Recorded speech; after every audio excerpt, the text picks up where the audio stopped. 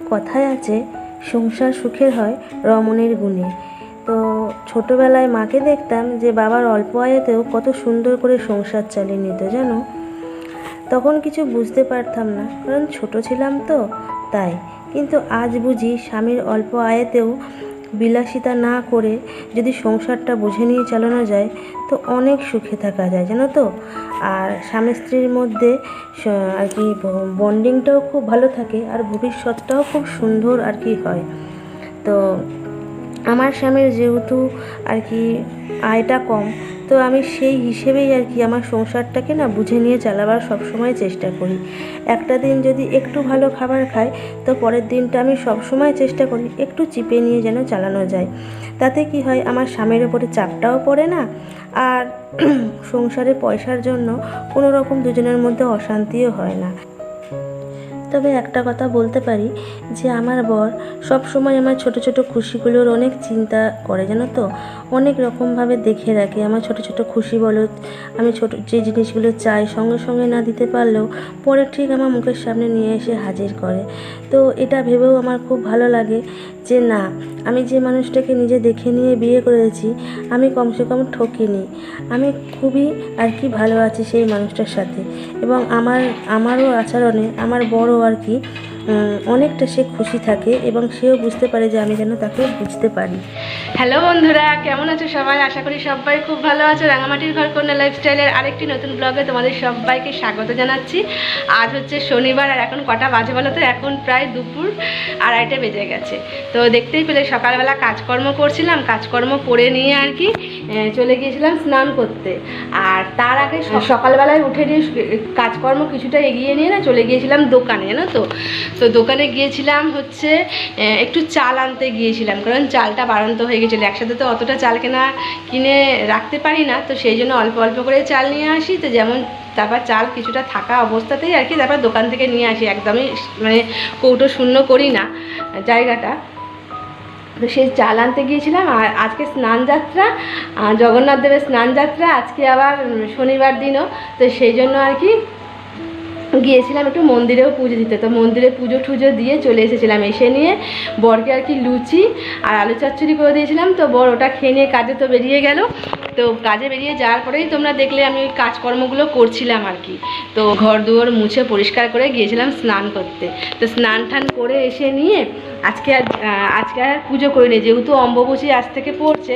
তো আমার দিদার কাছে শুনেছিলাম অম্বুবাচীর 4 দিন নাকি পুজো করতে নেই, তো সেই জন্য আর কি পুজো করে নিয়ে তারপরে দেখো ভাত বসিয়ে দিয়েছিলাম। ভাত বসিয়ে দিয়ে আর কি পাখার সামনে বসেছিলাম। তো ভাত বসিয়ে দিয়ে নিয়ে দেখো নেমে গেছে, প্রচণ্ড গরম। এই সবে আর কি ভাত নামালাম, নামিয়ে তোমাদের সাথে কথা বলছি। যেহেতু কালকে আর কি বাজার গিয়েছিলাম, বাজার থেকে একটু বেশি করেই মাছ নিয়ে এসেছিলাম, কারণ আজকে সকালে বাজার যাব না বলেই। তো সেই কালকে মাছ খাওয়া হয়েছে, আর আজকে আর কি 4 পিস মতন মাছ রয়েই গেছে। কারণ কালকে আমার আলু দিয়ে ঝোল দিয়ে একটু আলু দিয়ে ঝোল করেছিলাম মাছটা, সেখানে আমার 2 পিস আছে, আর বরের আর 2 পিস আর কি কাঁচা মাছ ছিল সে ফ্রিজে। সেটা আর কি ভাত হওয়ার পর দেখো আমি ভেজে এখানে রেখে দিয়েছি, এই দেখো। আর আছে একটুখানি হচ্ছে পালং শাকের তরকারি, কালকে একটু পালং শাকের তরকারি, কালকে পালং শাকও করেছিলাম। তো সেই পালং শাকের তরকারি অল্প একটুখানি আছে, ওটাও একটু গরম করে রেখে দিয়েছি। তো তোমাদের পরে দেখাচ্ছি, একেবারে শেষে দেখাবো। আর দেখো আমি এখানে করে নিচ্ছি হচ্ছে সোয়াবিনের তরকারি করবো। তো সেই জন্য সোয়াবিনটা দেখো এখানে আমি গরম জলে ভিজিয়ে নিয়েছি, দিয়ে ছেঁকে নিয়েছি জলটা। আর এখানে দেখো আলু ভাজা চলছে এখন। তেলেতে একটু গোটা জিরা শুকনো লঙ্কা ফোড়ন দিয়ে আর কি আলুটা ভাজছি। আর এখানে দেখো একটু পেঁয়াজ কুচিয়ে নিয়েছি আর কি তরকারিতেই দেবো বলে। আর মশলাও দেখো এখানে বেটে নিয়েছি আমি, আদা রসুন পেঁয়াজ টমেটো সব আছে। তো আজকে রান্না হচ্ছে শুধু সোয়াবিনের তরকারি আর ভাত, আর বড়ের তো মাছ ভেজে দিলাম। আর আমার কালকে মাছের ঝোল আছে, আর একটু পালং শাকের তরকারি আছে, ওই দিয়ে সব মিলিয়ে মিশিয়ে আর কি আজকের দিনটা হয়ে যাবে। তো রাতে কি করব দেখা যাক। রাতে যদি সোয়াবিনের তরকারিটা থেকে যায়, একটু বেশি করেই করলাম, যদি সোয়াবিনের তরকারিটা থেকে যায় তো রাতে রুটি দিয়েও হয়ে যাবে। আর বরকে না হয় একটু মিষ্টি নিয়ে চলে আসতে বলবো, তাহলে রুটি দিয়ে আর কি রাতে হয়ে যাবে। তো দেখো আমার প্রায় ভাজাও হয়ে গেছে, সেদ্ধও হয়ে গেছে আলুটা। তো দেখো আমি এই পেঁয়াজ কুচিগুলো এবার দিয়ে দেবো।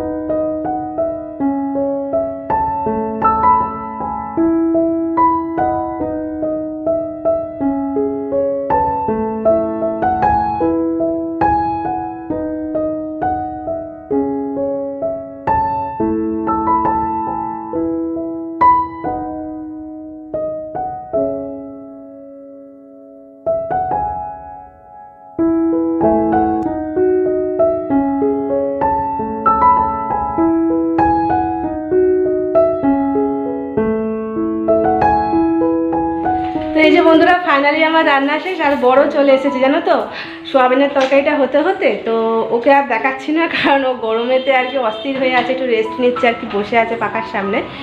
তো চলো তোমাদের এবার খাবার খেতে দেবো আর কি, বড় আর আমি খেয়ে নেবো। এখন কটা বাজে বলো তো? 3:30 বাজে দেখো। তো এবার এই আর কি বাসন কোসনগুলো এবার ওইখানে নামাবো, বাইরে কুয়ো পাড়ে আর কি নামাবো। আর তারপরে আর কি গ্যাসটা আর কি খাওয়া দাওয়া করে নিয়ে ভাবছি মুছবো, বুঝলে? তারপরে একসাথে সমস্ত বাসন মেজে নেবো। তো চলো আজকে কী রান্না করেছি তোমাদের একবার ঝটপট দেখিয়ে দিই। যদিও বেশি কিছু করিনি, এক তরকারি ভাত করেছি, আর কালকের আর কি কিছু আছে, তো সব মিলিয়ে মিশিয়ে আজকে হয়ে যাবে, দুপুরটা চলে যাবে। তো দেখো প্রথমেই হচ্ছে গরম গরম ভাত,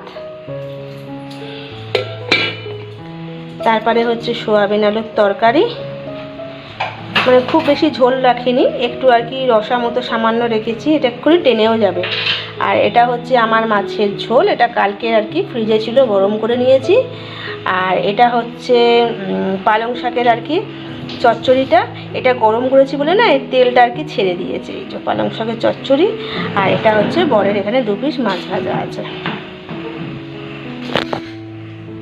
তো এই আজকে রান্না বান্না হয়েছে, এইগুলো দিয়ে আমাদের দুপুরটা খুব সুন্দরভাবে চলে। গুড ইভিনিং সবাইকে। তো দুপুরবেলা খাওয়া দাওয়া করার পর দেখো রাতে আর কি তোমাদের সামনে এলাম। এই যে বর দেখো কাজ থেকে চলে এসেছে, এসেই আর কি আমাকে বলছে চলো রেডি হয়ে নাও, একটুখানি ঘুরে আসি। তো সেই বাইরে বেরোবার জন্য আর কি রেডি হয়ে নিয়েছি।